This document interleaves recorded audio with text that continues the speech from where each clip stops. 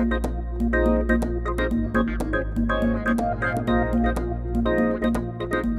guys, it's me again. Welcome to a Merry Knot Workshop Part 2. Could you please hold this with your hand? I would like to show you some rope connections.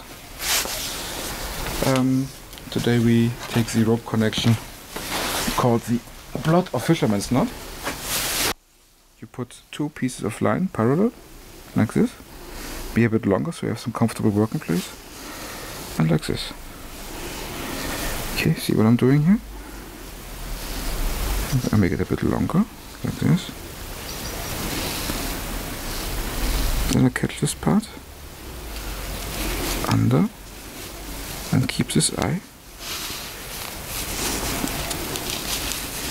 and pull. See, you have a pretty attractive crossed knot here. And the next one.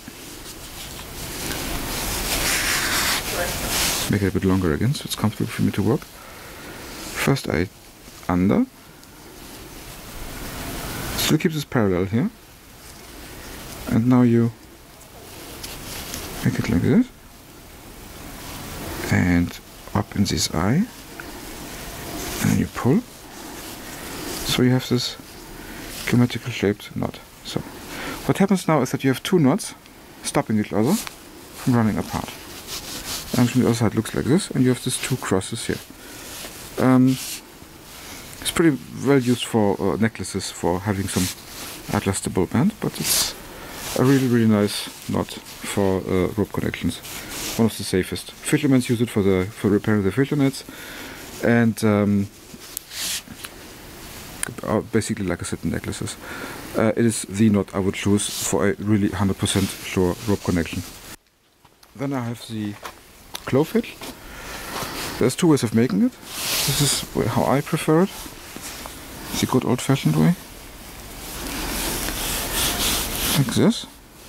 It's an okay knot for lower tension. Like you see when I pull really hard, then it's still moving a lot.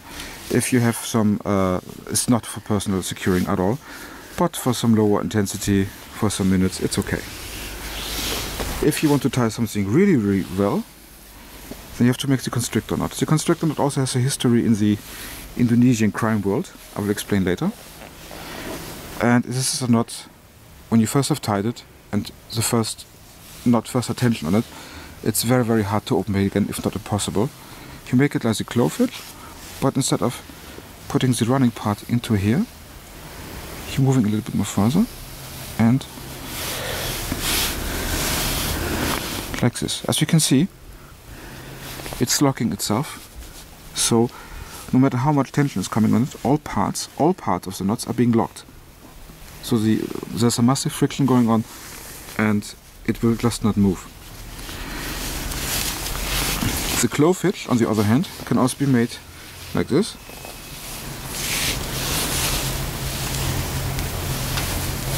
You have two parts and you just fold together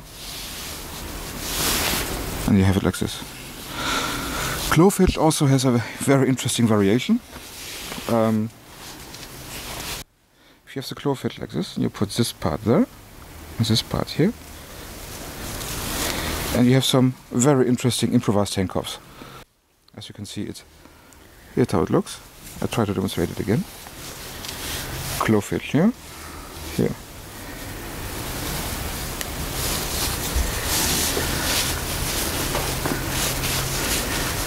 Here you go. It's one of the recreational knots, I will say, but hey. Okay, back to the Constrictor hitch, or knot. I will try to demonstrate it again, like this. And instead of the Clove Hitch like doing this, you're pulling it all under, so you have this. Well, I mentioned the Indonesian crime world, and this is because there are known cases in Jakarta where people are being attacked by criminals, regularly a two-person action, where one is engulfing you in a conversation, and the other one puts a noose around your neck with a constrictor knot like this. the constrictor knot is made like this. You fold it and you see it like this. One more time. You have to, this right part is up, this left part is down, and you have to fold it like this. Okay, now what will happen is a pretty girl in Jakarta, in the street of Jakarta, will address you and talk to you, and the guy from behind will slip this over your head, tightened very hard, and will do it in a way that you can't open it yourself without using a knife. So you panic, you run, the blood circulation to your brain is being stopped, and you probably run 20-25 meters and you collapse. So you wake up somewhere in Jakarta without no money, without no kidneys or whatever you had on you. So don't do it at home. I will not be responsible for anybody doing this. I will show it again. You have this here, and then you fold it, and then you have the constrictor knot.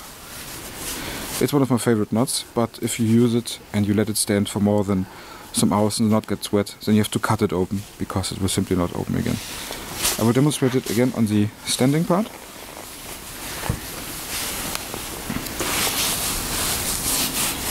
And this is how it looks when it's done correctly. Notice that all parts of the knots are bearing friction. This is one of the most friction rich knots there is, and you can tie anything down with it. It's a safe knot and a static knot. One more time in the hand. Okay guys, that was it for today. Don't go and strangulate people with the knots I show you. I'm not liable for anything that happens, and have a nice day.